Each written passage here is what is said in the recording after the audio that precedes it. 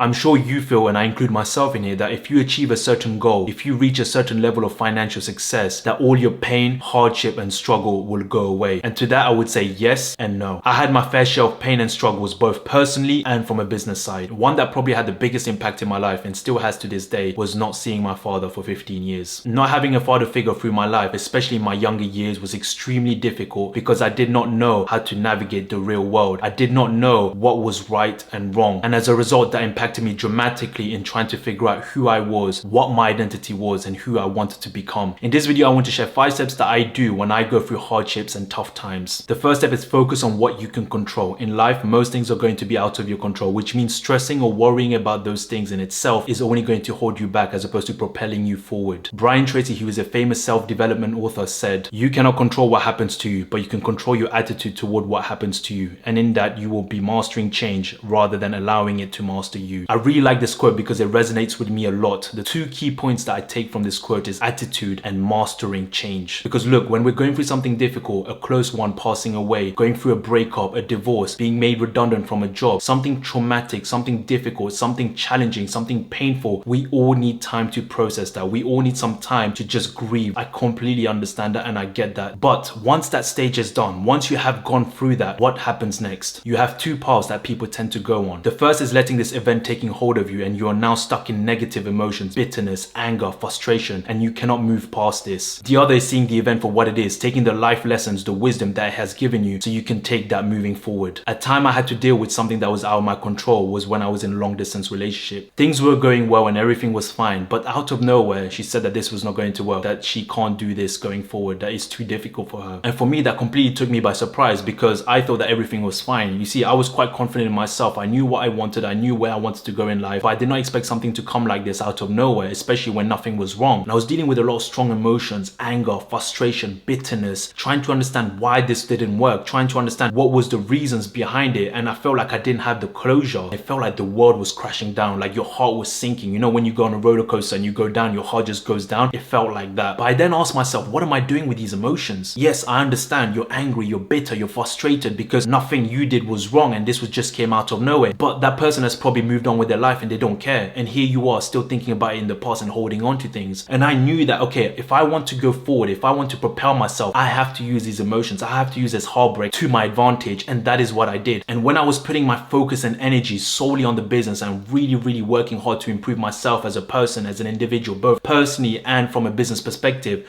lo and behold, she was able to see that I was doing well and she contacted me. But by then, when she contacted me, it didn't feel anything to me because I was already somewhere else. My mind was already somewhere else. I was already thinking further ahead. And the 2 important lessons I learned from this experience is that 1, nothing in life is permanent. Even in your relationships, even in your family, even in your friends, nothing is permanent. And if you think that it's going to be permanent, you are going to set yourself up for disappointment. Second lesson I learned, that if you are going through a breakup, if you're going through a painful rejection, that I understand it is very difficult. I understand it's like your world feels like it's crashing down and your heart feels like it's just sunk 100 meters below sea. But if you're able to use that emotion, you convert that energy into something for yourself so that you can propel 5, 10, 15 steps forward. If you're able to look at it from that perspective, my gosh, you will become a different person. There is real power and confidence behind that. If you're able to use those traumatic experiences, those emotional roller coasters, those painful moments to your advantage, you're just going to be propelling so high that other people are not going to be able to catch you. The second step is you are not alone. When I go through hardships, struggles, and challenges, even though it is difficult for me to think in the moment, I always try and remember that I am not the only one going through this, that there are also other people going through tough times, difficult periods, that are probably going through the same thing that you're going through right now. It might be difficult these days to see because everyone is showing their highlight reels on social media. Everyone is showing their good bits, their fun bits, the highlight of the day. No one is showing the struggles and the pain that they're going through. But I guarantee you that those people that are showing the highlight reels, they are also going through struggles just like you, but they don't share it. Not seeing my father for over 15 years made me feel like I was incomplete in some shape or form. I would look at my friends where they would have both their parents still with them and I would think to myself, wow, they must have a strong family unit because everyone is still there. But it's funny because when my friend opened up about how his dad was with him, how strict he was, not to say that his dad was bad, but how things were, I was able to see that even him, he had to deal with those demons that his father put on him, that it was not all happy and rosy. Things were difficult and it's not as, oh, just because you have a mom and dad, everything is happy and rosy. It is actually not the case. Sometimes it's also good to just take a step back and realize that, okay, even if you don't have what you think would make you happy, it doesn't mean that it's going to make you happy. free, if that makes sense. And if you're able to consciously realize this when you're going through your pain and struggles, it's not going to hurt you as hard because you'll realize that you are not alone when you're going through this pain. The third step is to stay disciplined. When hardships come our way, the first thing that goes out the window is our discipline. The things that we were doing when things were going well has completely gone because our world has come crashing down. It's easy to use the excuse of, oh look, I'm going through something very difficult at the moment, something traumatic, so I can't do those things that I was doing. And there's nothing wrong with that. We all need space and time to recover, to grieve, to feel those emotions. But the problem comes is when you elongate it too much and now that becomes a lifestyle where you eat junk food, where you just don't exercise, where you don't take care of yourself, and now it's just become a habit. You know, when I was going through my breakup, I had to deal with all those emotions, the anger, the bitterness, the frustration, thinking that I'm not good enough. But there was one thing that really helped me get through this, even though it was very difficult when the emotions came at me, where some days I just felt like I couldn't do it, and it was discipline. I still worked out, I still ate clean, I still ran my business, I still went and acquired new clients, because as harsh as this seems, life does not care about you. Life does not care about me. Life just moves on. If I'm going to be sitting wallowing in self-pity, it's not going to do me any good. But my discipline helped me to get through those tough moments. There were times where I just didn't want to get up. There were times that I just didn't want to go and hit the gym. There were times where I just wanted to eat junk food. But I said, no, I've got to stick through this because it helps my mind to stay focused, but it also makes my mind stronger, even though I know those difficult emotions are coming at me. It's very easy to hit the gym and eat clean when you feel good. Everyone can do that. But not many people are willing to do it when they don't feel good. Not many people are willing to do it when they feel like the world is crashing down. And as long as I keep discipline and still do those things, eventually the period of mourning, the period of pain starts reducing because you are taking action day in, day out. So even though in the midst of doing it, you might feel like, oh my gosh, this is so hard, eventually you will feel good about yourself. Eventually it's going to become a habit, knowing that, okay, I'm still feeling these emotions, but I'm going to do it. Ask yourself this question. When you're on your deathbed, what type of person do you want to look back on that will make you proud and say to your younger self, well done. Well done for conquering everything that came at you. I'm proud of you. Is being the person where you wallow in self-pity and play the victim mode because someone has left you and decided to move on with their life something that you'll be proud of? Or is being the person where you take all that pain, that suffering, and use that energy to build yourself back up, propel yourself to new levels that you thought you were not capable of, and conquer life's challenges to become the best version of yourself, where you now have the life you wanted and more, a purpose for your life, the cars, the house, a loving family by your side, and your health and physique is in top notch and you have more energy about you. But that is not enough because you want to now conquer more of life's challenges, because you know that by me conquering life's challenges, by me solving the puzzles that life throws at me, it's only going to propel me even further. It's only going to push me even to high levels that I didn't even know I was capable of. Which person would you be proud of on your deathbed? You tell me. You get to choose one of two pains. Do you want to go through the pain of discipline or the pain of regret? It's your choice. The fourth step is surround yourself with people that have a positive mindset. It goes without saying, when you're going through your own struggles and your hardships, the last people that you want to surround yourself with is negative people, people that are going to bring you down. You want to be surrounding yourself with people that are going to pull you up when you're struggling. When I went to go and see my dad for the first time in 15 years, I won't go too deep here and I'll keep it short, but I was scared to death. He was based in France and I had to make the journey from the UK to France and go and see him. And I was so scared because I did not know how he looked, how he would talk, how he would act towards me. It just petrified me. All those thoughts were rushing through my head at 100 miles an hour. But one thing that helped me to get through this, what I would call was just complete hell for me, was that I had a close family friend based in France and he was willing to help me out, to help me locate where my father was, because my mom and his mom were very close and he was an absolute rock. I cannot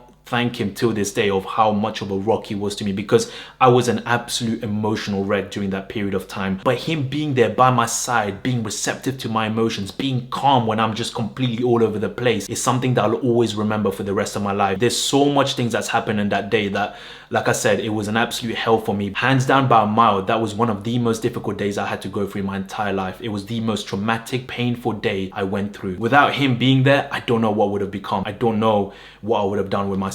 And this is why I would say to you that when you're going through your traumatic experiences, when you're going through something very difficult, surround yourself with positive people. Surround yourself with people that are going to bring the best out of you and are going to be able to pull you up. Those are the people that are like angels that God sent you, and you want to keep them tight and make sure that you reciprocate back to them. And the last step is spending time in nature. When I went through rejections and failures, whether it's from the business side or personal side, I used to go and take long walks in the park. I don't know, for some reason, I think nature has some sort of way to de-stress you, to calm you down. And when I go in the park, I wouldn't even have my phone on, it's turned off. I wouldn't have headphones on. I would just go and listen to the wind, listen to the trees, listen to the leaves rustling, listen to the birds chirping, just being in there in the present moment. I just feel like all the pain, all the suffering, all the hardships, has just kind of reduced itself. So I feel personally that that's a good remedy for me when I go through very difficult periods of time. When you are also going through something like this, just take a walk. It doesn't even have to be a long walk. It could just be 10 minutes, 15 minutes. I guarantee you that when you come back home, you'll feel a bit better about yourself, just because you feel like, okay, you know what? I just let all that toxic out into nature and now I'm coming back just a bit more rejuvenated. So if you're going through hardships and feeling challenged by them, try and follow these steps, these habits. I hope that it can help you out as much as it's helped me. I'm not saying that you have to follow these to the T, but maybe take one or two here and try it for yourself. And I really hope that you can see some difference in using them. Now, if you want to learn and know more habits that will improve your life dramatically, I have a video for you. 4 habits that will change your life forever. And I'll put the link on the top here for you to check it out. And remember this, everything starts from zero. When are you going to start? Peace.